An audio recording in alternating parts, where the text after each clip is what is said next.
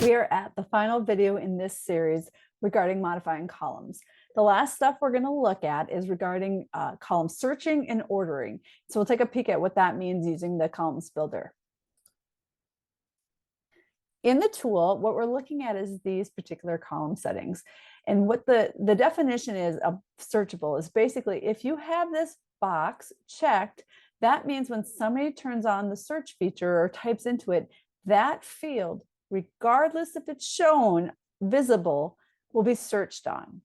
And the orderable works in the same way. However, if orderable is checked, you're going to see the little sort icons and allow the user will be able to interact to say ascending, descending order. So if it doesn't make sense to have something be sorted, then we would want to toggle that off. So that's what the features are we're going to control in these last two settings about a column. Something to point out, I mentioned this in the last demo, is I found a bug in my script. So I'm just pointing it out into this file now that I have updated the script right here to include a bug fix. And then what I also want to point out to you guys is we still have our stakeholders report. Our object of this whole series is to send them back our revised report after we've gotten their corrections and see where they want to take it. So something I want to point out here about column searching and ordering, I cannot find anywhere in the stakeholders report where they told me what to do about is this field searchable or not. So what we're going to do is just use our common sense, our best judgment to say, should this field be searchable or should this field have ordering put to it? So we're going to go into the builder and just kind of play with that.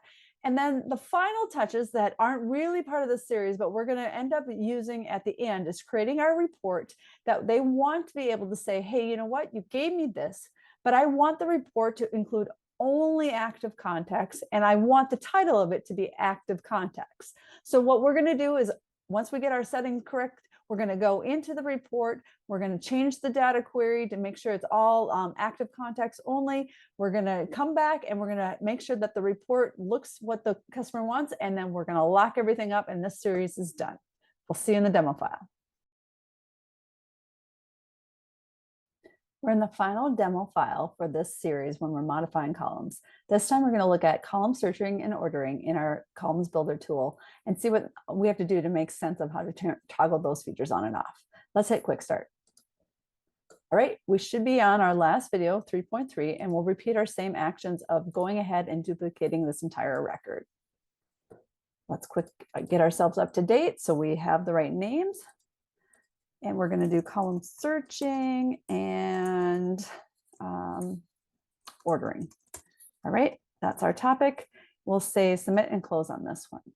Okay, so here we are. And what we're talking about with searching and ordering, the ordering is whether or not you can take this company and do ascending and descending. Same thing.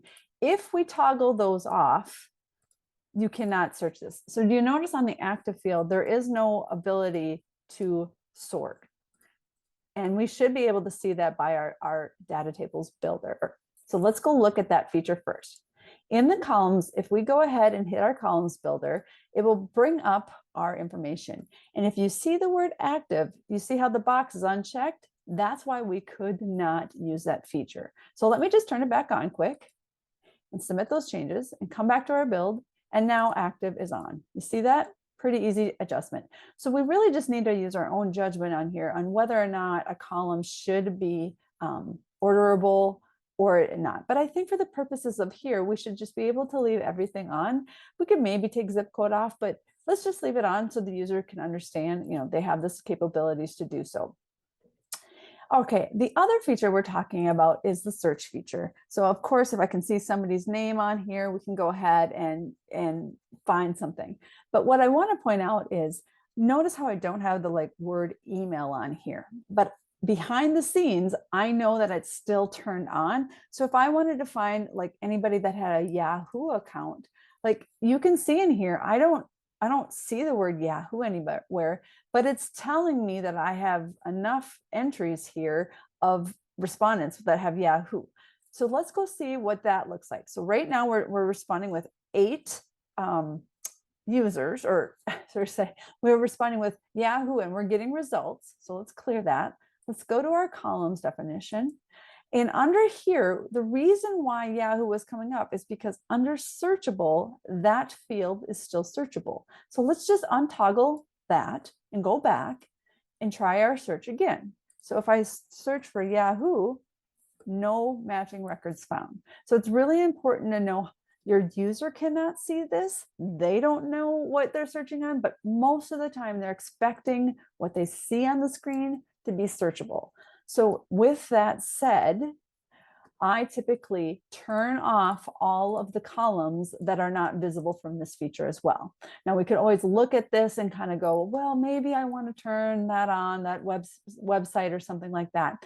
But for the purposes of keeping this really simple, we are going to just leave on the visible columns are both searchable and orderable. So go ahead and submit those changes and we'll try the Yahoo again. It shouldn't be there. But if I wanted to find anybody named Diane, I can find all Dianes because it's visible on the screen. So the final thing we need to do for the stakeholders report is basically limit it to being only active contacts and giving it a report name. I'm going to go through that process right now and kind of trying to wrap everything up. So bear with me and I'll talk along as I'm going through. The first thing we're going to do is take our report that we just did, and we're going to duplicate that. Okay, and we're actually going to just leave it as video 3.4 because that's what we're in here. But the report name display, I want to actually call that active contacts, because this is what we're going to end up displaying to the stakeholders. And let's go ahead and say submit close there. Okay, so let's go do a few cosmetic things because I'm not really impressed with what we've got here on the view. It's too limiting. But what I know that we sent them is I'm going to show you a little trick that we can do by copying existing code from reports that we have and adding it here. So let's go back to the actual previewing your build, what we sent to them before. And I did like this kind of display area here. So the first things we're going to do is we're going to copy the JS function. And even though this is locked, we can't make changes to it. I can copy it. So we're going to go ahead and copy that to the clipboard. So it's grabbing what's in here. And we're going to go back to our active contacts report here, go to our JS function, and I'm just going to paste it in here because, whoops, maybe try that again. Okay, so I'm just clearing out some things that, are there. So now I've pasted that in there. So our preview has now kind of changed some view, but it's still not right. I'm also going to go back to that build. And you see, I think I have some CSS that I want. So I'm going to also grab this from an old library or old build, copy that, and I'm also going to repurpose that. So get used to using your own library of going, I like the cosmetics of this, and I'm just going to paste that there. So now we're getting a little bit closer. I don't need this though. So where we do this is getting rid of this P, is that pagination. We go into our JS function, into our settings, and I'm going to remove that from the DOM position because I'm showing it twice. And I'm checking anything else. I want that, but I don't like this 250 default. So I'm going to go back and change it to 100. So I'm just making some changes to my report, come back, and now it's looking a lot better. So I still have all of my column features that I turned on, and I've got my formatting looking pretty good, but I now need to just get only active contacts. So let's go, and I'm going to show you where I did that in the script. So if we go look at our script under contacts collect data, what I did is I modified this section right here. We basically go into that layout, we set it to active only one, and then it'll fill in our data for us. So let's go ahead and run that script. We're getting our new found set of data. It's coming back to us, and it's telling us that it's done. So we're still on active contacts here. I am just simply going to clear out the old data. There should be nothing in here. Please add the data. I come back, I'm going to paste it.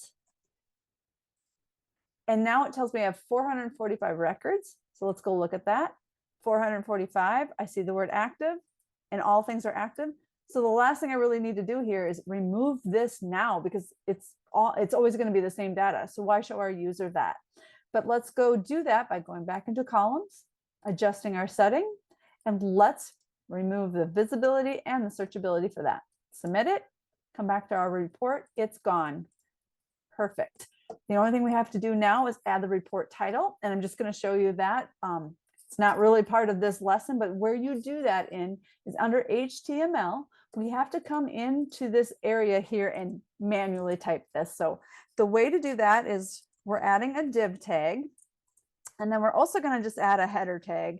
And then what I want to show you is we're going to copy this from up here, and we're going to put it right here, but I'm going to actually change it to say report display name. And then we have to end up, I'll kind of cheat here a little bit. We have to end our closing tags.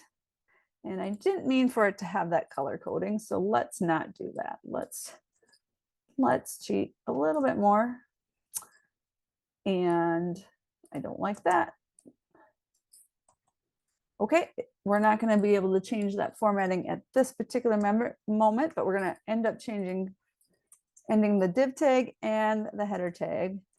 And that's how you kind of construct that. But you know what? I can kind of cheat by clearing the color to be black. And we don't need it bold. So that's how you can see where I'm doing that too. Okay, now everything in there, if we go look at this, the report should now have the title. And if I wanted to just show you what I meant, I could say, you see the title, I'm just changing it, submitting and closing. It's live right there because we related it. So let's go back, get rid of that ugly title.